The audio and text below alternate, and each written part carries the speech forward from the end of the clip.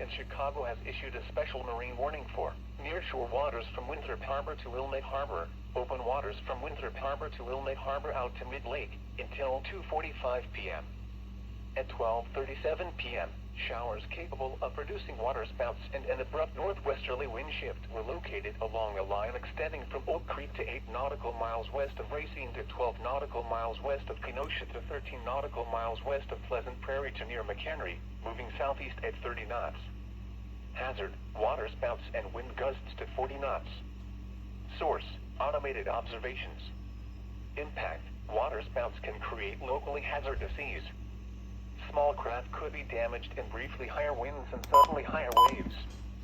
Locations impacted include Winthrop Harbor and Waukegan Harbor.